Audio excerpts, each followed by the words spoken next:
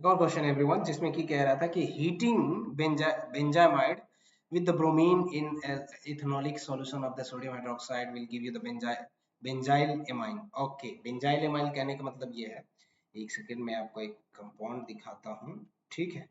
इसमें जो है C double bond O NH2, ठीक है। इसको जो है हाफमैन ब्रोमोमाइड डिग्रेडेशन रिएक्शन है, ठीक है, वो वाला रिएक्शन है। तो Br2 जो है NaOH के साथ रिएक्शन करके हमारे पास ऐसे तो ये प्रोडक्ट, ये वाला प्रोडक्ट मिलेगा हमें, एनिलीन मिलेगा एवरीवन, लेकिन बेंजाइल एमाइन ये वाला होता है, ठीक है। तो यहाँ पे जिसको भी ये कंपाउंड नाम में थोड़ा सा भी पढ़ने में दिक्कत किया होगा, उसके लिए ये नुकसान कर गया होगा, बेंजाइल एमाइन, ठीक है। पहली बार में हमने भी सोचा था कि ये तो क्वेश्चन बेंजाइल एमाइन मतलब कि बेंजीन एमाइन हो रहा है, ठीक है। ये बेंजीन एमाइन नहीं है, बेंजाइल एमाइन है एवरीवन, ठीक है। ओके, सो ये जो है एनिलीन नहीं है, एनिलीन नहीं है, एनिलीन बिल्कुल नहीं है, ये है एनिलीन। तो ये जो है गलत हो जाएगा एवरीवन, ठीक है।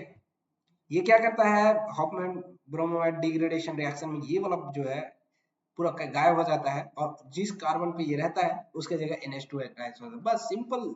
और एक स्टेप में है समझने वाला, मतलब अपने को याद रखने का एक स्टेप है, तो इसके बहुत सारे है ना, तो एक ही स्टेप में हम लोग याद रखते हैं, इसको बस निकाल देते हैं और वहां पे NH2।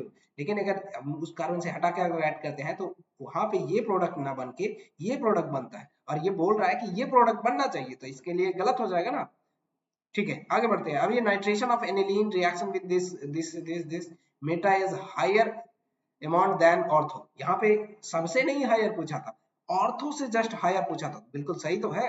ये जो हम एनिलीन का रिएक्शन करवाते हैं, ठीक है, एनिलीन का रिएक्शन अगर हम करवाते हैं, ओ भाई साहब, ठीक है, ये हमारे पास एनिलीन, इसका रिएक्शन अगर हम करवाते हैं, नाइट्रेशन करवाते हैं, भैया रिएक्शन क्या करवाते हैं, ठीक है, नाइट्रेशन करवाते हैं, तो ये एक तो हमें पैरा प्रोडक्ट मिलता है। पैरा प्रोडक्ट क्या है, पैरा प्रोडक्ट एक हमारे पास NH2 अगर यहाँ पे है तो पैरा NO2 ग्रुप यहाँ पे ऐड होगा, ये हमारे 51% के अराउंड मिलता है, ठीक है। फिर हमारे पास आ जाता है यहाँ पे जो है NH2 जो है एक मेटा प्रोडक्ट भी देता है, और ये सिग्निफिकेंटली बहुत ही अच्छे परसेंटेज मिल जाते हैं, 47%।